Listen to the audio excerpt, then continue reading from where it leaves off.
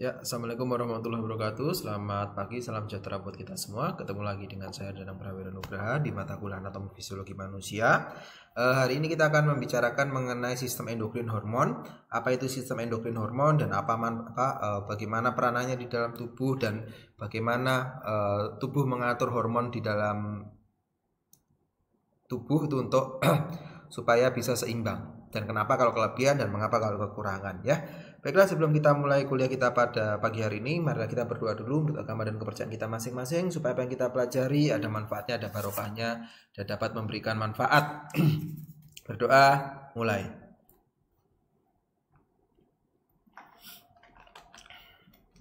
Selesai? Ya.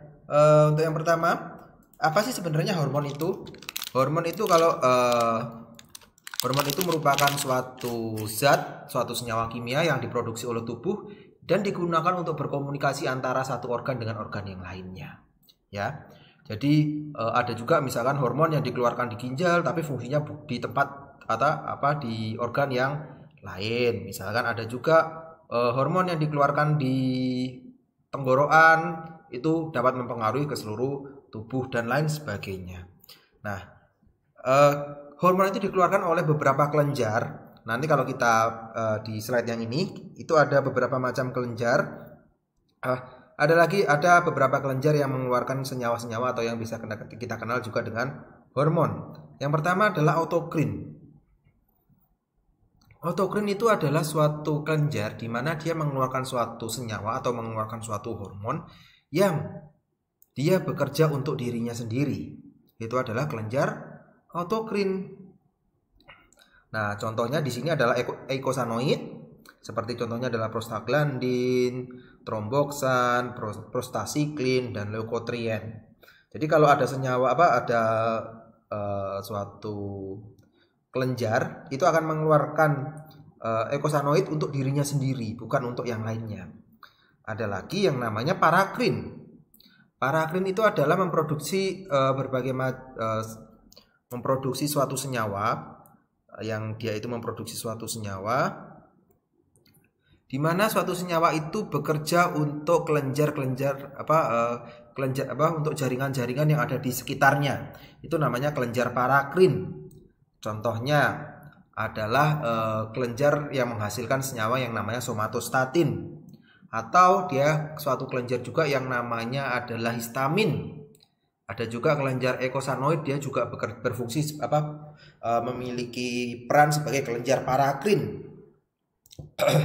Ada lagi kelenjar yang lain namanya itu adalah neurotransmitter. Neurotransmitter itu adalah suatu senyawa yang diproduksi khususnya di sel-sel saraf. Di sel-sel saraf dia menghasilkan dihasilkan di possinap, di kelenjar di celah sinap itu, dan dia hanya bekerja untuk akhirnya diterima di presinap neuron yang lainnya. Dan dia bekerjanya sangat pendek, travel short distance. Dia dari presinap satu neuron ke postsinap dari postsinap satu neuron ke presinap neuron yang lainnya. Contohnya di sini adalah asetilkolin, ada juga yang namanya epinefrin, efedrin, dopamin, dan kawan-kawannya. Nah, ada lagi kelenjar namanya kelenjar endokrin. Ya, kelenjar endokrin itu adalah suatu kelenjar di mana dia mampu menghasilkan suatu senyawa kimia, suatu zat kimia yang mana dia akan masuk ke dalam pembuluh darah dan bekerja pada organ yang lainnya. Contohnya adalah tiroid hormon. Tiroid hormon itu dihasilkan atau diproduksi oleh kelenjar tiroid yang ada di tenggorokan. Ya, dia dapat mempengaruhi keseluruhan tubuh manusia. Ada lagi growth hormone. Growth hormone itu dihasilkan oleh otak. Growth hormone yang dihasilkan oleh otak itu akan mempengaruhi pertumbuhan di sekitarnya. Ada lagi insulin. Insulin itu adalah suatu hormon yang dihasilkan oleh kelenjar pankreas, di mana pankreas itu berfungsi untuk memasukkan glukosa atau memasukkan gula dalam bentuk cadangannya ke dalam sel-sel yang ada di dalam otot dan di dalam liver. Ada lagi epinefrin, ada lagi progesteron, estrogen, dan kawan-kawannya. Jadi yang membedakan antara suatu kelenjar satu dengan kelenjar lainnya, misalkan kelenjar autokrin, parakrin, sama kelenjar endokrin, itu adalah tempat di mana dia dihasilkan dan tempat di mana dia bekerja. Berikutnya. Nah, the endocrine system is composed of endocrine gland and specialized endocrine cell located through the body. Endocrine gland secrete a minute amount of chemical messengers called hormone into the bloodstream rather than in duct. Jadi kelenjar endokrin tadi menghasilkan sejumlah hormon, yang mana hormon tersebut harus masuk ke dalam peredaran darah untuk dapat menimbulkan efek pada kelenjar yang lainnya. Seperti itu. Berikutnya, ini adalah contoh-contohnya kelenjar-kelenjar kelenjar-kelenjar yang ada di dalam tubuh manusia. Misalkan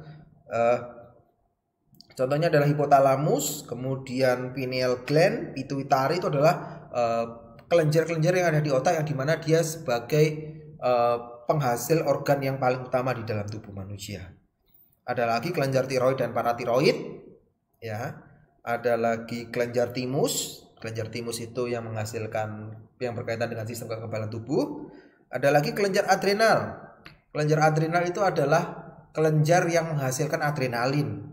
Dimana kalau misalkan adrenalin tercurahkan ke dalam, dikeluarkan oleh tubuh dalam jumlah yang banyak, maka dia akan menyebabkan misalkan peningkatan denyut jantung, peningkatan tekanan darah, peningkatan kekuatan kontraksi jantung, dan lain sebagainya. Ada lagi pankreas. Pankreas itu juga merupakan suatu kelenjar di mana pankreas itu menghasilkan menghasilkan hormon-hormon, diantaranya adalah insulin. Insulin itu akan dikeluarkan dari dalam kelenjar pankreas kalau misalkan kadar gula di dalam tubuh itu terlalu tinggi, maka insulin akan dikeluarkan untuk memasukkan gula yang beredar atau yang terdapat di dalam darah itu masuk ke dalam tempat penyimpanannya. Tempat penyimpanan gula dalam tubuh manusia itu ada di mana? Tempat penyimpanan glukosa pada tubuh manusia itu ada di otot, ada di otot-otot rangka, dan juga ada di liver. Jadi kalau gula yang sudah berkeliaran di dalam darah tadi harus dimasukkan ke dalam dimasukkan ke dalam jaringan otot atau di dalam jaringan liver oleh dimasukkan ke dalam di dalam sel-sel tadi oleh bantuan bantuan hormon insulin. Sebaliknya, pada saat kadar gula darah itu terlalu rendah, maka pankreas ini juga akan mengeluarkan suatu hormon yang namanya glukagon. Hormon glukagon itu adalah suatu hormon di mana dia bekerja untuk meningkatkan kadar gula di dalam darah. Dengan cara apa? Dengan cara mengeluarkan simpanan glukosa yang ada di dalam otot, di dalam liver tadi, yang disimpan sama insulin, dikeluarkan oleh yang namanya glukagon. Nah, ada lagi sel-sel ovari. Sel-sel ovari itu mengeluarkan mengeluarkan suatu hormon estrogen dan progesteron. Pada laki-laki yang namanya testis itu menghasilkan hormon yang dinamakan testosteron, seperti itu. Yang menarik adalah ternyata di dalam tubuh manusia, misalkan di dalam tubuh laki-laki itu juga terdapat hormon estrogen dan progesteron, akan tetapi kadarnya sangat rendah sekali. Begitu juga sebaliknya pada wanita. Jika pada wanita itu juga terdapat suatu hormon terdapat juga hormon testosteron, tetapi kadarnya sangat kecil sekali. Seperti itu, ya. Next. Nah, berdasarkan sifat kimianya, hormon itu dibagi menjadi dua macam, yaitu hormon yang hormon yang larut air dan hormon yang tidak larut air. Hormon yang larut air itu merupakan hormon yang diproduksi dari turunan asam amino. Turunan asam amino, misalkan asam amino kan ada banyak sekali ya di dalam tubuh yang ada. Nah, itu dia yang menghasilkan hormon yang larut dalam air. Nah, kebalikannya kalau dari hormon produksi dari hormon-hormon yang merupakan turunan dari kolesterol, ya, itu adalah hormon-hormon yang dia larut dalam lemak. Jadi hormon itu kalau dari sifat fisika kimia sifat fisikokimianya itu ada dua, yaitu hormon yang larut dalam air dan hormon yang tidak larut dalam air. Contohnya, kalau hormon yang larut dalam air adalah hormon-hormon seperti insulin, hormon tiroid itu adalah hormon-hormon yang larut di dalam air seperti itu. Kebalikan contoh lainnya adalah hormon yang larut dalam lemak. Hormon yang larut dalam lemak itu contohnya adalah estrogen, progesteron dan kawan-kawan, testosteron dan lain sebagainya. Itu adalah hormon-hormon yang larut di dalam lemak. Nah, berikutnya hormon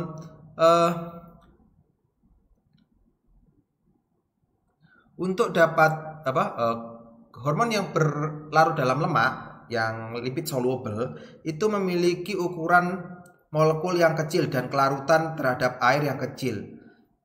Sehingga untuk dapat berpindah dari satu tempat ke tempat yang lain, dari tempat dia diproduksi untuk berpindah ke tempat dia dapat bekerja, itu memerlukan suatu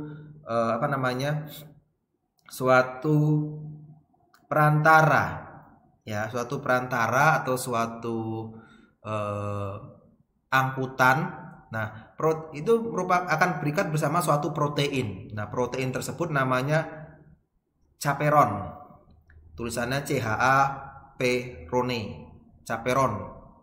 Nah, dia harus terikat dulu bersama chaperon itu untuk dapat berpindah dari dari tempat dia diproduksi ke tempat dia bekerja. Sebagai hasilnya, at the rate which lipid soluble hormone are degrade or eliminated from circulation is greatly reduced and their lifespan range from a few days to as long as a week. Jadi hormon yang larut dalam lemak itu masa dia dapat bekerja itu cuma beberapa hari sampai dengan beberapa minggu. Dia menjadi sangat lama aktivitasnya. Without the binding protein, the lipid soluble hormone would quickly diffuse out the capillary and degrade by enzyme of the liver and the lung or remove from the body by kidney. Jadi dengan adanya chaperon itu dia akan memperpanjang usia harapan hidup dari si hormon tersebut. Dia dapat bekerja dalam waktu harian sampai dengan beberapa minggu. Tetapi tanpa dia berikatan dengan chaperon itu tadi, hormon-hormon tadi akan langsung terdegradasi oleh enzim-enzim yang ada di liver atau juga di paru-paru, atau juga dia bisa di remove atau dibuang dari dalam tubuh melalui ginjal. Nah, circulating hydrolytic enzyme can also metabolize free lipid soluble hormone. The breakdown products are then excreted by the urine or the bile. Jadi di dalam tubuh manusia itu juga terdapat suatu enzim hidrolisis. Enzim hidrolisis ini dia dapat dapat melanglang buana, dapat terbang dengan sendiri, dapat berkelana di aliran darah, di mana dia akan menghancurkan zat-zat yang dia menghancurkan hormon hormon yang larut dalam lemak, di mana dia tidak berikatan dengan chaperon ini tadi. Kalau misalkan dia tidak berikatan dengan chaperon, maka dia akan dihancurkan oleh enzim hidrolisis dan akan dibuang melalui urin atau dibuang melalui feses. Nah, additionally, lipid soluble hormone are removed from circulation with a certain enzyme and the liver attach water soluble molecule of the hormone called conjugation. Nah, sebagai tambahan, hormon-hormon yang larut dalam lemak tadi yang sudah berikatan dengan protein tadi, maka untuk menghancurkannya, untuk merusaknya di dalam tubuh kan juga ada mekanisme. Kalau misalkan hormonnya sudah terlalu banyak, maka juga akan ada yang dihancurkan atau di remove, ya. Itu akan akan terikat lagi oleh suatu enzim yang akan terikat lagi oleh suatu enzim-enzim yang ada di dalam liver, di mana enzim-enzim di dalam prosesnya itu dinamakan proses konjugasi.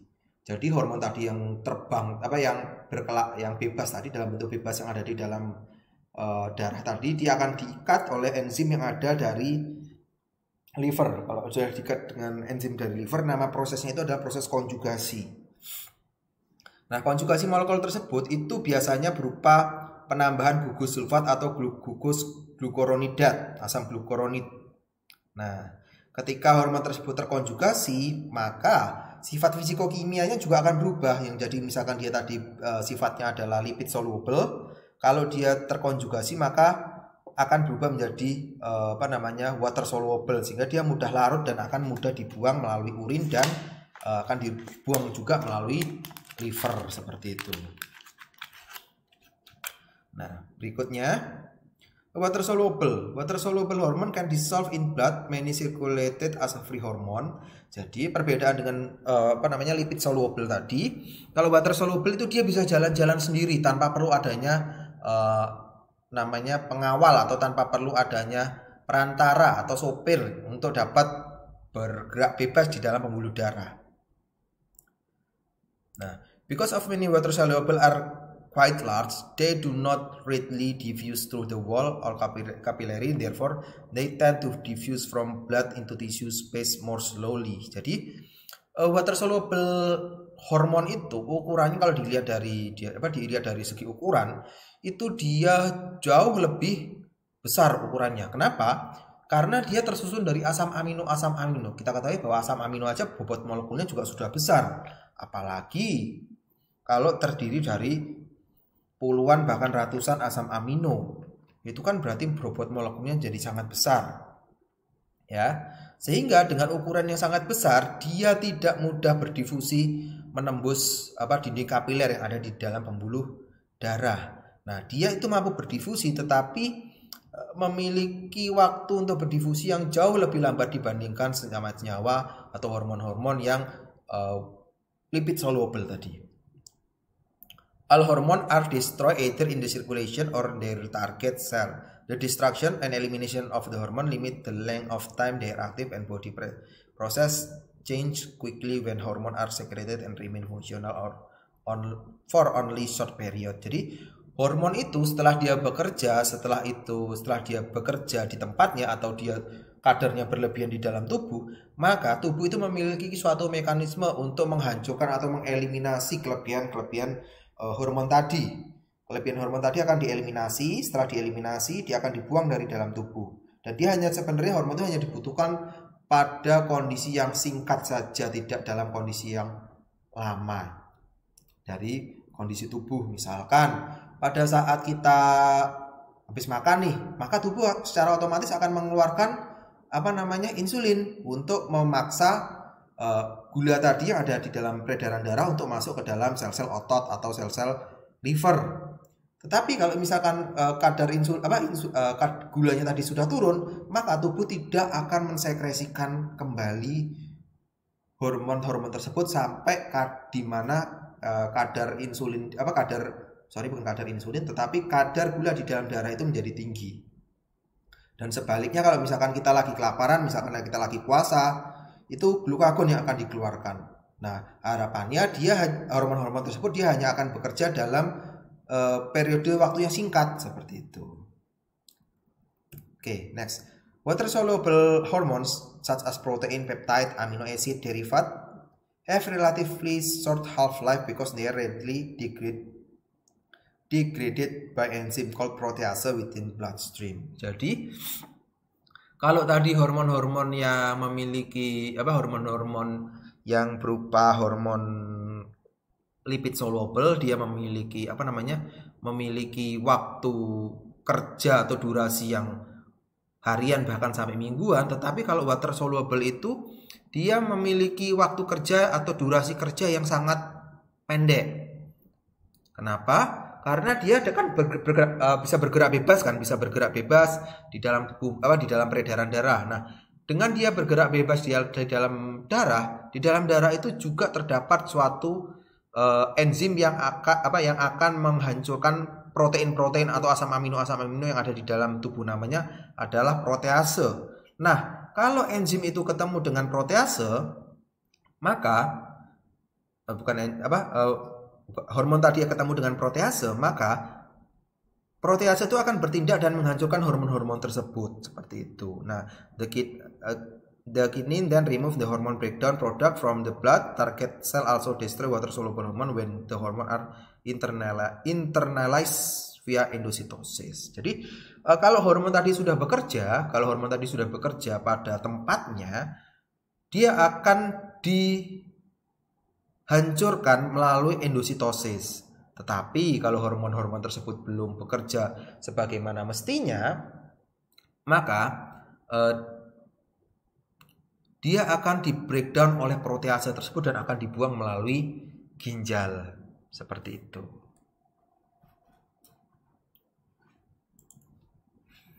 Nah, ini adalah contohnya. Nah, yang kuning-kuning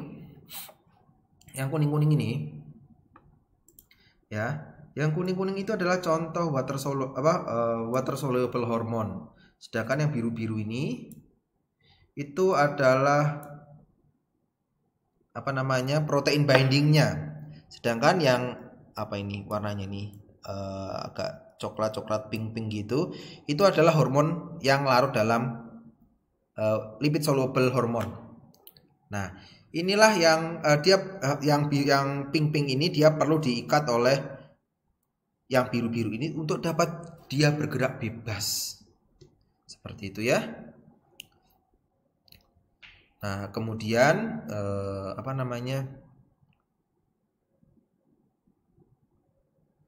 kalau yang kuning-kuning itu dia bisa jalan sendiri, nggak perlu adanya protein binding, tidak perlu ada yang namanya pengangkut seperti itu. Nah, kemudian yang menjadi perbedaan lagi, biasanya lipid soluble itu targetnya itu ada di reseptor inti atau nuklear reseptor. Jadi untuk hormon-hormon yang lipid soluble itu biasanya targetnya ada di dalam inti sel targetnya. Sedangkan untuk water soluble hormone biasanya target aksinya ada di membran reseptor atau di membran sel ini. Ini kan adalah yang biru-biru ini adalah sel ya. Ini sel. Nah, sedangkan yang ini itu adalah inti sel.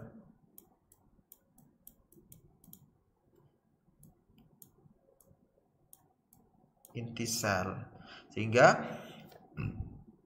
bisa kita tarik kesimpulan juga bahwa mayoritas hormon-hormon yang larut dalam lipid itu biasanya targetnya ada di dalam inti sel. Sedangkan untuk water soluble itu di membran sel seperti itu.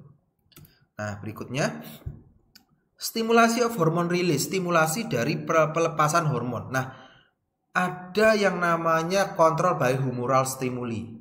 Nah, blood-borne molecule can directly stimulate the release of some hormone. Those molecules are referred as humoral stimuli. Because of they circulate in the blood, and the word humoral refer to blood fluid including blood. Those hormones are sensitive to blood level of a particular substance such as glucose, calcium, sodium. When the blood level of the particular molecule change, the hormone release respond in molecule concentration. Jadi ada molekul-molekul istilahnya blood-borne yang dimana dia dapat menstimulasi pelepasan hormon tersebut. Ya, dimana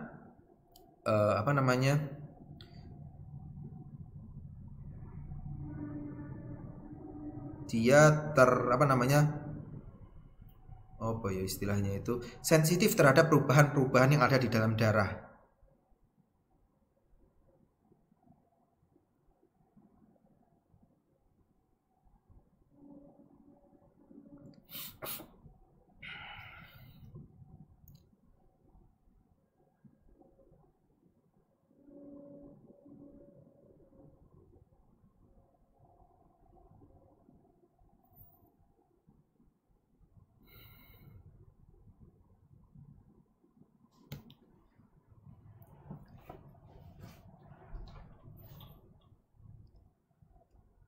Mana tadi? Oh, di sini. Sorry. Nah, contohnya itu adalah di sini, contohnya itu adalah kalsium. Ya. kalsium. Ketika di dalam ketika di dalam darah itu kadar kalsiumnya itu menjadi turun, nah ini ya, endocrine cell when blood calcium is too low, maka tubuh itu memerintahkan yang namanya PTH atau paratiroid hormone. Nah, paratiroid hormone dia itu akan melepaskan suatu sel yang namanya osteoklas. Osteoklas dia akan bekerja meningkatkan kadar kalsium dengan cara merombak timbunan kalsium yang ada di dalam tulang dan gigi. Osteoklas itu akan merombak, dia akan gempur tulang, akan menggempur gigi itu untuk mengeluarkan kadar kalsium, untuk mengeluarkan kalsium yang tersimpan di dalam osteoklas maupun di dalam osteoklas yang ada di dalam tulang tersebut.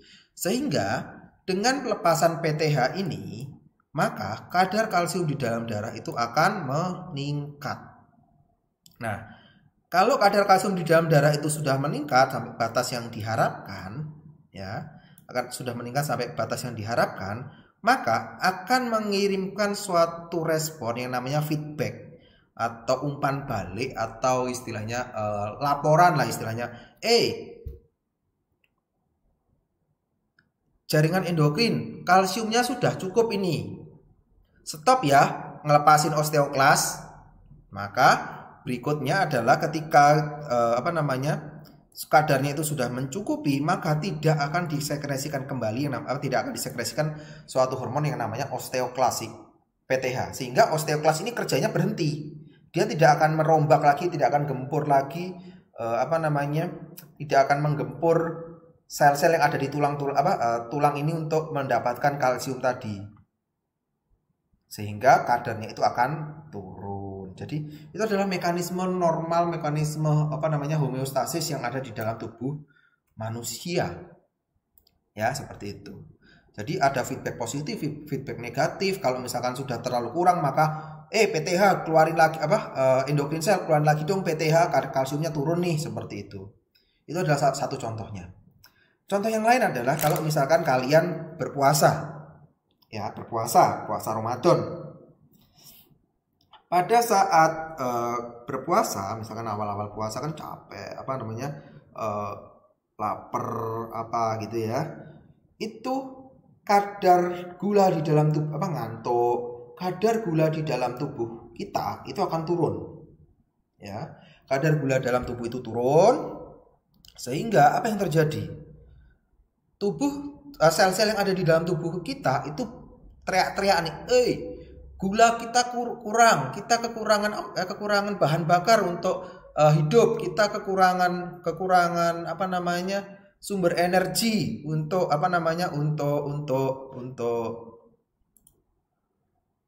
untuk bertahan. Tolong dong pankreas keluarin glukagon. Maka begitu kadar gula di dalam darah itu turun, maka otak memerintahkan glukagon, pankreas keluarkanlah glukagon. Maka glukagon keluar masuk ke dalam peredaran darah. Sehingga apa yang terjadi berikutnya? Kalau glukagon dia sudah keluar dari dalam darah, yang terjadi berikutnya adalah dia akan mengeluarkan simpanan glukosa yang ada di dalam otot rangka atau di dalam di dalam sel-sel liver, itu akan dikeluarkan oleh glukagon untuk mempertahankan kadar gula di dalam darah, seperti itu. Nah, begitu kadar gula darah dipertahankan sama glukagon untuk tetap berada di dalam di dalam kondisi yang terbaiknya, kondisi optimal lah, di dalam kondisi yang diinginkan. Pas buka puasa, makanlah kita banyak-banyak, minum es dawet, minum es campur, kemudian dan kawan-kawannya. Habis itu makannya 1,5 piring sendiri, ya. Begitu kita berbuka puasa, makanan itu kan masuk. Nah, kalau sudah masuk itu, maka kadar gula yang ada di dalam darah itu akan meningkat jumlahnya. Kalau gula darah itu sudah meningkat jumlahnya, apa yang terjadi berikutnya? Yang terjadi berikutnya adalah otak memerintahkan pankreas untuk mengeluarkan insulin. pankreas, ini gula darah sudah meningkat loh. Ayo keluarkan hormon yang namanya insulin. Stop nih, masukin ini gula-gula yang ada berlebih itu masukkan ke dalam penyimpanannya. Maka pankreas mengeluarkan suatu hormon yang namanya insulin untuk apa? Untuk mengeluarkan bukan untuk mengeluarkan ya, untuk memasukkan gula-gula yang ada di dalam darah tadi untuk masuk ke dalam dimasukkan ke dalam sel-sel yang ada di mana di liver seperti itu, di liver, di otot dan lain sebagainya. Ya, berikutnya kita akan masuk ke control of neural stimuli. Tadi kan ada humoral ya, namanya ada humoral. Humoral itu ada di darah. Jadi kalau ada perubahan terhadap namanya senyawa-senyawa yang ada di dalam darah, maka darah itu akan langsung memberikan sinyal kepada otak atau kepada kelenjar-kelenjar yang lain untuk menetralkan atau menormalkan kembali kadar-kadar yang berubah tadi. Nah, berikutnya adalah control by neural stimuli. The second type of hormone regulation involve neural stimuli of endocrine glands following action potential. Kemudian neuron release neurotransmitter into synapse with hormone producing cell. Jadi ini dipengaruhi oleh sistem-sistem saraf, adanya potensial aksi, depolarisasi, repolarisasi dan kawan-kawannya. Nah, dia akhirnya akan melepaskan neurotransmitter di dalam sinap atau di dalam celah itu tadi, di mana tempat produksi hormon tersebut. In some case, neurotransmitter stimulate the cell increase hormone secretion. For example, in response to stimuli such as stress or exercise, the sympathetic division of autonomic nervous system stimulate the adrenal gland to secrete epinephrine and norepinephrine which help body response to the stimulus. Jadi pada saat adanya stres, misalkan pada saat mau ujian proposal atau ujian skripsi, nah tubuh itu memerintahkan sistem saraf otonom dia akan memerintahkan kelenjar adrenal yang letaknya ada di atas ginjal itu untuk mengeluarkan epinefrin maupun norepinefrin, sehingga apa yang terjadi kalau epinefrin dan norepinefrin dikeluarkan, tubuh itu akan berada dalam keadaan siaga. Contohnya kalau kita mau sidang tadi kan stres, maka tubuh akan berada dalam keadaan siaga, di mana keadaan siaga itu penting untuk misalkan untuk respon tubuh, untuk merespon ancaman-ancaman yang ada, karena kita menganggap bahwa sidang proposal tadi merupakan suatu ancaman untuk tubuh itu berada dalam kondisi ready atau dalam kondisi siap seperti itu. Ya. Kemudian denyut jantung meningkat, tekanan darah meningkat, dan lain sebagainya, kita nggak bisa tidur, dan lain sebagainya. Nah, itu kalau terjadi dalam waktu yang singkat. Tetapi kalau misalkan dalam stres, hal itu dijaga dalam waktu yang lama, ya nggak baik juga, nggak bisa tidur, tekanan darah naik, dan lain sebagainya. Itu adalah contoh dari stimulus dari sistem saraf terhadap pelepasan hormon. Berikutnya,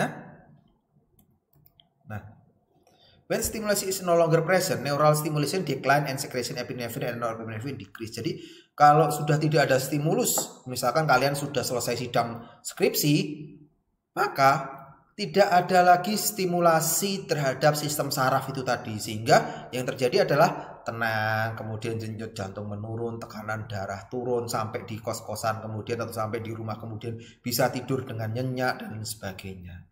Nah, some neuron releasing chemical messengers directly into blood when they stimulated, making those chemical messengers hormone. Those hormone are neuropeptide. Some neuropeptides stimulate hormone secretion from endocrine cell and they are called releasing hormone. Jadi di neuron atau di sistem saraf kita atau di otak kita itu mengeluarkan suatu chemical messenger atau bahan kimia messenger itu bahasa Indonesianya apa ya? Penyampai. Bahasa kimia penyampai, yang dimana kalau dia itu dilepaskan atau dikeluarkan, maka dia akan memicu atau menstimulasi organ yang lain untuk melepaskan hormon. Contohnya di sini adalah FSH, follicle stimulating hormone atau follicle releasing hormone, seperti itu. Nah, berikutnya ini adalah kontrol dari neural stimuli.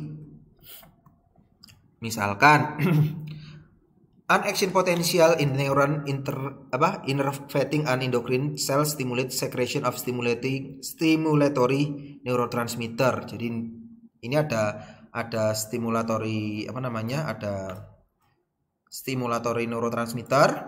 Nah, kemudian itu akan mempengaruhi sel-sel endokrin. Ya, sel-sel endokrin itu akan melepaskan hormon into blood and where it travel to its target. Jadi habis dari satu dia langsung sel-sel endokrin itu langsung melepaskan hormon masuk ke peredaran darah untuk menimbulkan efek di tempat di mana dia bekerja. Nah, ada lagi action potential of the neuron stimulate secretion of inhibitory neurotransmitter. Ada yang namanya stimulatory atau namanya selain stimulasi adalah apa? Nama lain dari stimulasi itu apa ya?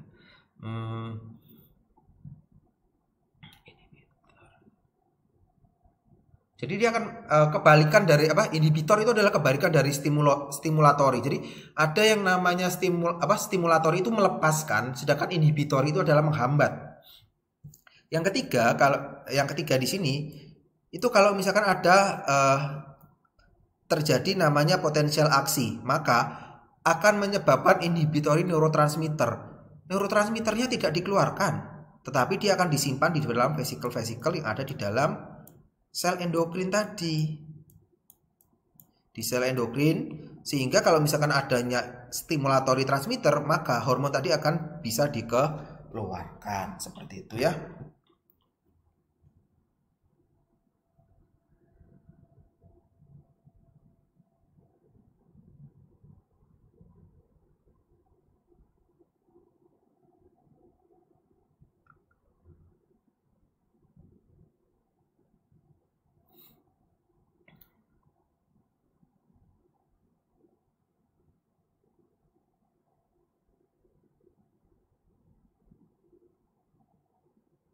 Oke.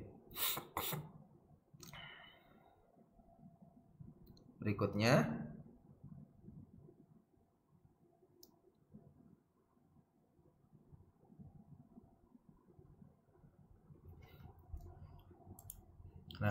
the third type of regulation is hormonal stimuli. It's occur when hormones secrete that in turn stimulate the secretion of other hormone. The most common example of the hormones anterior pituitary glands called tropic hormone. Many tropic hormone are the parts of complex process which are releasing hormone from hypothalamus and stimulate the release of tropic hormone from pituitary gland. Jadi banyak hormon-hormon tropik itu melibatkan proses yang sangat kompleks di mana terjadi pelepasan hormon dari hipotalamus. Kalau sudah dilepaskan dari hormon dari hipotalamus itu akan menstimulasi pelepasan hormon hormon tropik dari kelenjar pituitari. Jadi dia melepaskan hormon secara bertingkat gitu. Misalkan dari hipotalamus melepaskan tropik hormon, kemudian akan memicu memicu pelepasan tropik hormon dari kelenjar pituitari. Nah, kemudian hormon pituitari tersebut akan masuk ke kelenjar. Hormon yang dikeluarkan oleh kelenjar pituitari tadi akan masuk ke kelenjar yang ketiga yang akan melepaskan hormon yang ketiga tadi. Sebagai contohnya di sini adalah hypothalamus and anterior pituitary regulates the secretion of thyroid hormone from the thyroid gland. Jadi hormon hipotalamus melepaskan hormon tropik itu akan memicu hormon di kelenjar pituitari untuk melepaskan regulasi melepaskan hormon tropik. Dari hormon tropik itu akan melepaskan kelenjar yang akan memicu kelenjar tiroid itu melepaskan hormon tiroid. Jadi ini adalah berikutnya adalah stimulasi hormon yang sangat ribet sekali.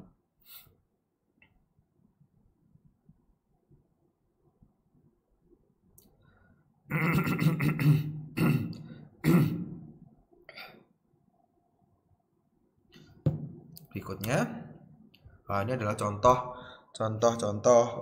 hormonnya, misalkan mekanismenya. Yang pertama di sini, neurons in the hypothalamus release stimulatory hormones called releasing hormone. Releasing hormone travel into blood the anterior pituitary gland. Yang pertama. Jadi ada namanya releasing hormone. Jadi kelenjar pituitari dia mengeluarkan stimulatory hormone yang dinamakan releasing hormone. Jadi kalau ada bla bla bla releasing hormone itu biasanya berasal dari kelenjar pituitari. Yang kedua, releasing hormone stimulates the release of tropic hormone from the anterior pituitary. Jadi dari hipotalamus dia masuk ke kelenjar anterior pituitary. Kelenjar anterior pituitari itu akan mengeluarkan suatu hormon lagi yang namanya tropik. Jadi kalau ada yang namanya bla bla bla tropik hormon, itu adalah kelenjar yang keluar dari kelenjar anterior. Kelenjar pituitari anterior. Ya. Nah, kelenjar tropik ini dia akan akan memicu tropik hormon yang akan memicu targetnya itu ada di endocrine cell. The target endocrine cell secretes the hormone into the blood where it travel and target the produce as a response. Jadi dia bertingkat dulu, bla bla dari kelenjar hipotalamus, kemudian posterior pituitari, dari pituitari kemudian ke targetnya. Nah, dari ke target barulah target tersebut mengeluarkan hormon. Ya, kalau sudah hormon maka dia akan masuk ke targetnya. Nah, kalau sudah dikeluarkan hormonnya, maka yang berikutnya adalah tubuh melakukan yang namanya feedback. Hormonnya sudah keluar loh, jangan diproduksi terus-terusan. Oke, baiklah. Maka yang berikutnya adalah feedback negatif. Feedback negatif, the hormone of the target endocrine cells can inhibit hypothalamus and anterior pituitary from secreting releasing hormone and tropic hormone. This is called feedback negatif. Jadi kalau sudah hormon tersebut sudah dikeluarkan, maka dia akan mengabari kelenjar yang ada di sini, kelenjar anterior pituitari sama hipotalamus itu untuk stop. Pituitari anterior stop, keluarin hormonnya, keluarin hormon tropik, hormonnya sudah cukup. Kemudian dia juga mengabarkan kepada hipotalamus, hipotalamus ini sudah cukup loh, hormonnya jangan dikeluarkan terus-menerus. Seperti itu. Itulah yang terjadi. Kemudian in some instance hypothalamus can also secrete inhibiting hormone which prevent the secretion of anterior pituitary tropic hormone. Tapi pada beberapa kasus hormon yang ada di sini yang di hipotalamus ini dia juga mampu mengeluarkan, dengan adanya feedback negatif tadi, dia mampu mengeluarkan perintah ke pituitari untuk stop mengeluarkan hormon tropik tadi. Begitu ya ceritanya. Kalau masih ada yang bingung, silahkan nanti di komen di di kolom komentar. Mau tanya juga boleh ditanya di kolom komentar. Silahkan kalau ada yang mau ditanyakan atau mau didiskusikan.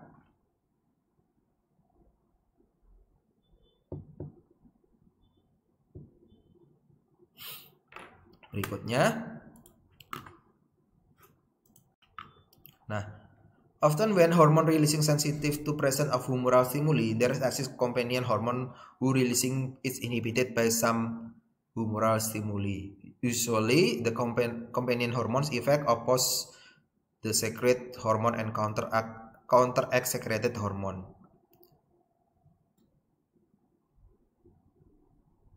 Nah, seringkali itu beberapa hormon itu melepaskan release is sensitive presence of humoral stimuli. Jadi melepaskan humoral stimulinya. There's actually companion hormone who releasing inhibited by some humoral stimuli. Jadi ada beberapa mekanisme di mana dia mengeluarkan hormon lagi yang merupakan counter atau lawan dari hormon yang sudah dikeluarkan tadi. Sebagai contohnya, to raise blood pressure, untuk meningkatkan meningkatkan tekanan darah. maka korteks adrenal itu mengeluarkan hormon yang namanya aldosteron. Ya, korteks adrenal itu mengeluarkan hormon yang namanya mengeluarkan hormon yang namanya aldosteron. Nah, aldosteron itu kalau aldosteron itu keluar, maka dia akan meningkatkan tekanan darah dengan cara menghambat natrium untuk keluar dari dalam tubuh. However, if blood pressure goes up, the arteria of the heart secrete the hormone arterial natriuretic peptide with slower blood pressure. Therefore, aldosterone and ANP works together to maintain homeostasis of blood pressure. Jadi, kalau misalkan tekanan darahnya tadi sudah naik, sudah tinggi, sudah sampai kepada tahap tertentu, dalam keadaan normal tubuh itu mengeluarkan yang namanya ANP, hormon ANP atau arterial natriuretic peptide. ANP ini tugasnya apa? ANP ini tugasnya adalah untuk menyeimbangkan tekanan darah, menurunkan tekanan darah yang dibuat oleh aldosteron tadi. Sehingga antara aldosteron dengan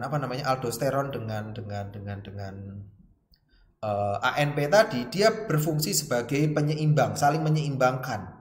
Kalau ANP-nya kurang, maka aldosteronnya yang naik. Kalau aldosteronnya turun, ya saling menyeimbangkan lah intinya. Seperti itu.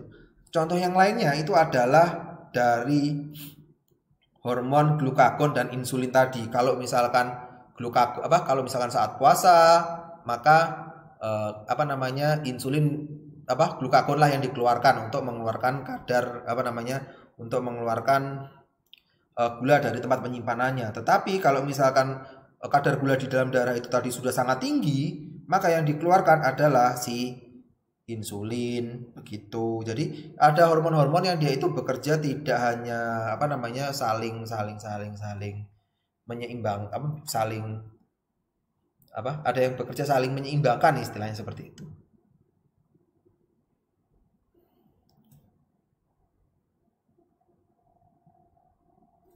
Berikutnya, nah, inhibition hormone releasing by neural stimuli. Nah, neurons inhibit target just often they stimulate target. If the neurotransmitter is inhibitory, the target endocrine glands does not secrete its hormone from hypothalamus that prevents secretion of trophic hormone from the pituitary clot inhibiting hormone. Jadi ada yang namanya releasing hormone, ada yang namanya inhibiting hormone. Kalau releasing tadi adalah hormon yang melepaskan hormon yang lainnya, kalau inhibiting adalah hormon yang menghambat pelepasan hormon yang lainnya. Next, inhibiting release sama saja, nanti bisa dibaca sendiri. Ini juga sama, ada yang namanya feedback positif dan feedback negatif.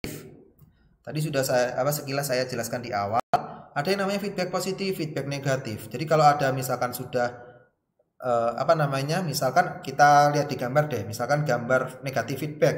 The anterior pituitary gland secretes a trophic hormone which travel into the blood target of endocrine cell. Jadi kalau misalkan kelenjar anterior pituitary sudah mengeluarkan hormon, maka mengeluarkan hormon tropik, maka sel target tadi akan melepaskan hormon untuk sampai ke targetnya. Selain itu, dia juga memberikan feedback negatif ke kelenjar anterior pituitary. Pituitary, stop nih, udah cukup hormon yang dikeluarkan, stop ya. Ya udah, maka kelenjar pituitary akan menghentikan produksi hormon tropik tersebut. Itu adalah feedback negatif. Sebaliknya ada yang namanya feedback positif. The anterior pituitary gland secretes a trophic hormone which is travel into blood to the endocrine cell, and the hormone from the target endocrine cell to its target. The hormone from the endocrine cell also has positive feedback effect on anterior pituitary and increase secretion of trophic hormone. Kalau tadi feedback negatif kan nyetop nih, stop dong. Tapi kalau yang namanya feedback positif, misalkan ada glukagon tadi deh, contohnya dia ada glukagon keluarnya sudah banyak nih glukagon. Tolong dong, ini gulanya di dalam darah sudah kebanyakan nih. Maka tolong kasih feedback dong ke ke pankreas untuk nyetop produksi kalau yang feedback negatif, feedback positif itu adalah akan memicu lagi hormon untuk dikeluarkan lebih banyak. Itu adalah feedback positif. Jadi feedback positif dan feedback negatif itu bekerja saling melengkapi. Nah, ini adalah overview respon hormon binding to the receptor. Ada yang namanya membrane bound receptor. Kalau ini secara molekuler ya, secara molekul ada yang namanya hormon itu akan bekerja. Kalau di awal tadi ada hormon yang bekerja pada reseptor inti yang ada di dalam sel, ada juga yang ada di dalam membran. Nah, kalau yang di dalam membran itu reseptornya biasanya terikat dengan protein G. Dia akan membuka dan menutup kanal ion dan mengaktifkan existing enzim yang ada. Ada lagi kalau yang di membran tadi, reseptor after activity intracellular enzyme activate existing enzyme. Jadi dia akan reseptornya mengaktifkan intracellular enzyme. Jadi kalau dia sudah menduduki reseptornya ada di dalam membran, maka dia akan mengirim sinyal ke dalam sel untuk mengaktifkan enzim yang ada di dalam sel tersebut untuk memicu respon. Nah, kalau untuk reseptor-reseptor, misalkan reseptor yang di inti atau nuklear reseptor, itu dia akan bekerja dengan cara mengaktifkan gen-gen tertentu, sehingga pada akhirnya dia akan mensintesis protein baru atau mensintesis enzim-enzim baru.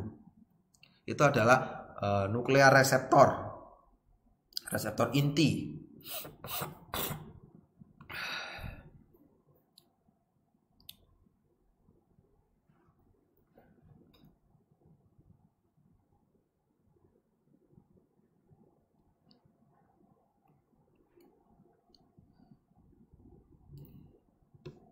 Berikutnya, decrease in receptor number. Jadi ada yang reseptor di dalam tubuh manusia itu bisa berubah-berubah tergantung dari kondisi. Nah, decrease in receptor number in tissue sensitivity to hormone level can change for various reasons.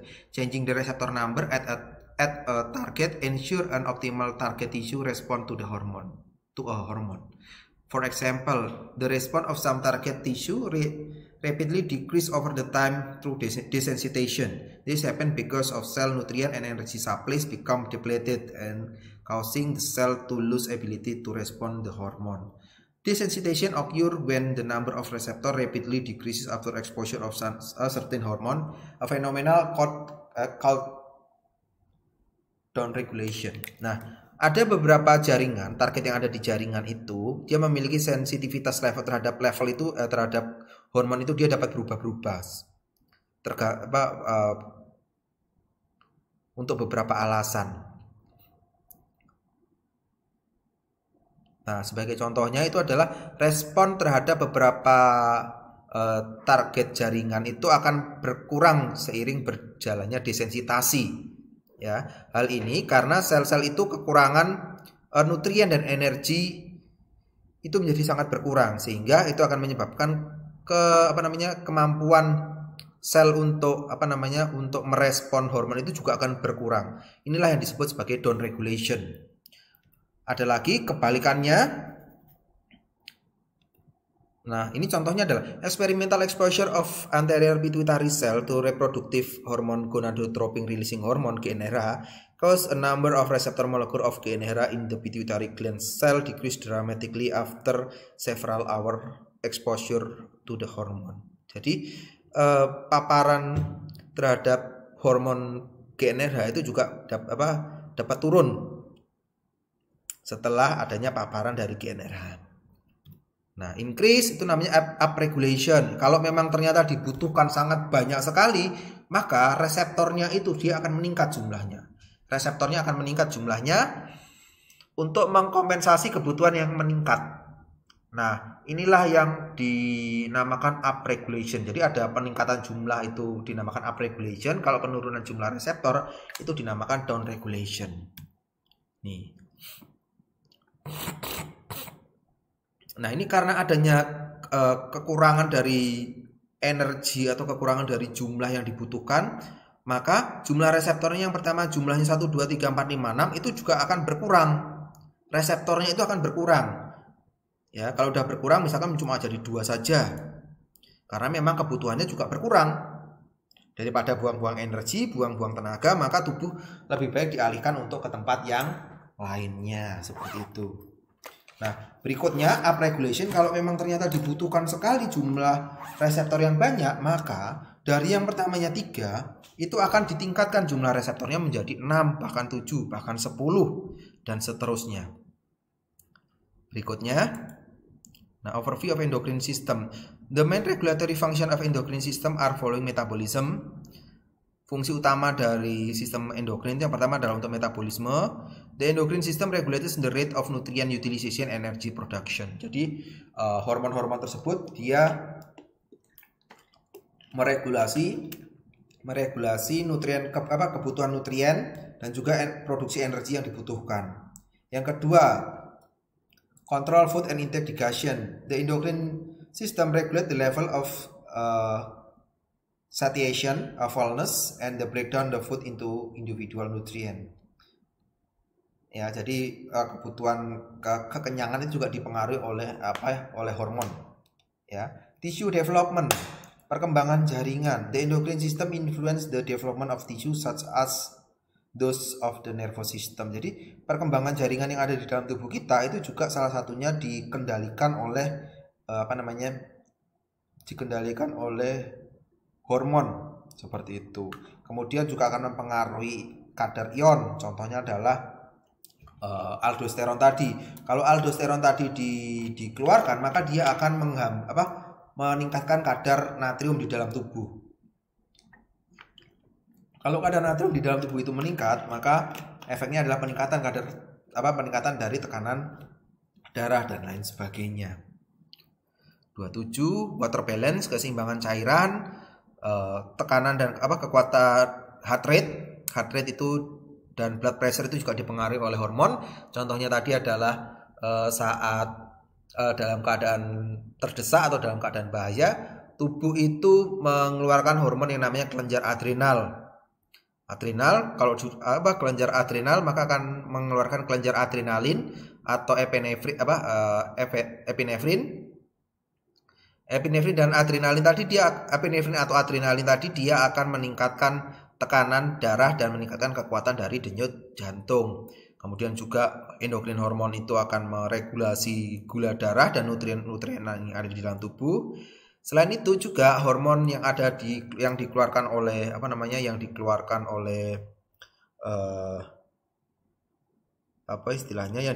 oleh kelenjar itu juga berpengaruh terhadap proses reproduksi. Makanya ada yang namanya pil KB. Ya, pil KB itu juga akan berpengaruh itu merupakan suatu hormon yang akan mempengaruhi produksi dari sistem reproduksi, terutama pada wanita kalau yang pil KB pada umumnya. Tetapi sekarang sudah banyak juga dikembangkan kontrasepsi pada laki-laki, itu juga sudah ada sekarang. Kemudian juga uterine contraction and milk release. Jadi pada orang-orang yang sudah hamil sampai 9 bulan, itu proses kontraksi uterin atau rahim itu juga dipengaruhi oleh namanya hormon. Kemudian juga produksi ASI itu juga dipengaruhi oleh hormon namanya hormon oksitosin. Sekarang juga ada yang namanya imun sistem. Imun sistem itu juga dipengaruhi oleh hormon-hormon yang ada pada kelenjar timus. Ya, itu juga akan dipengaruhi. Nah, berikutnya, pituitary glands and hypothalamus.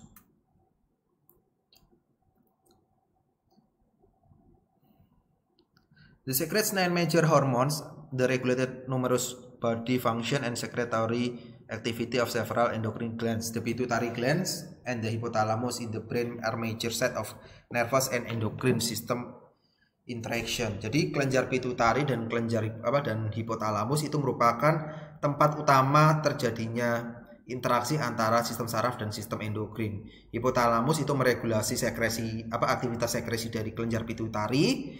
Indeed, the posterior pituitary is an extension of the hypothalamus.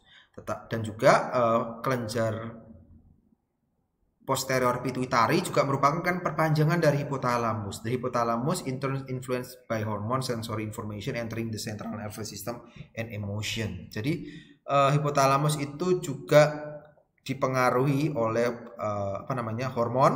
kemudian sensory information enter the central nervous informasi-informasi sensori yang masuk ke dalam sistem saraf pusat dan juga dipengaruhi oleh emosi. Itu juga akan melepaskan hormon-hormon. Contohnya kalau misalkan kita lagi terlalu banyak kita lagi stres, maka tubuh mengeluarkan hormon yang namanya kortisol seperti itu. Itu juga akan memperparah kondisi stres kita. Berikutnya, nah, pituitary glands ini Sinen baca sendiri, itu adalah struktur dari kelenjar pituitari. Itu kurang lebih cuma 1 cm dengan berat sekitar 0,5 sampai dengan 1 gram. Ya, nanti bisa dibaca sendiri lah ini kalau anatomi gampang. Nah, pituitari itu ada 2 macam. Kelenjar pituitari itu ada 2 macam. Kelenjar pituitari posterior dan kelenjar pituitari anterior. The posterior pituitary called the neurohypophysis because it continues with the brain. Jadi kelenjar pituitari posterior disebut juga sebagai neurohypophysis karena merupakan perpanjangan dari otak. Nah, kelenjar pituitari posterior itu mengeluarkan hormon karena merupakan suatu perpanjangan dari sistem saraf, dia mengeluarkan hormon-hormon yang dinamakan neuropeptida atau neurohormon yang akan mempengaruhi sistem-sistem saraf seperti itu. Berikutnya ada lagi anterior pituitary. Kalau tadi ada posterior, ini anterior. The anterior pituitary rise as an advocating in the roof of the embryonic oral cavity called pituitary diverticulum or rectal pouch which grow dorsally toward the posterior pituitary. Because of anterior pituitary derived from epithelial tissue of the embryonic oral cavity, not for neural tissue, the hormones secreted from anterior pituitary are not neurohormone. Jadi karena karena kelenjar pituitari anterior merupakan pada saat janin itu merupakan perkembangan dari sel-sel epitel, maka hormon-hormon yang dihasilkan oleh kelenjar pituitari anterior itu bukan merupakan suatu neurohormon seperti itu ya. Ini contohnya. Jadi ini kalau otaknya lihat tempatnya ada kecil di sini, ada posterior pituitari, ada anterior pituitari. Nah, kalau nama lain dari posterior itu adalah neurohypophysis, kalau ini adalah adenohypophysis. Nama lainnya. Nah, neurohormone produced and secreted by neurons of the hypothalamus enter primary capillary network and are carried to secondary capillary network. Terus nanti baca sendirilah. Nah, di neurohormon itu dia akan melepaskan akan mengeluarkan hormon-hormon yang namanya adalah releasing hormone dan inhibiting hormone. Jadi kalau releasing hormone tuh dia akan memicu pengeluaran hormon. Kalau inhibiting dia akan memicu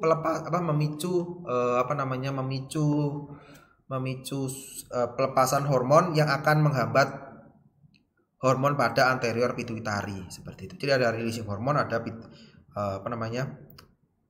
inhibiting. Targetnya adalah di kelenjar pituitari anterior.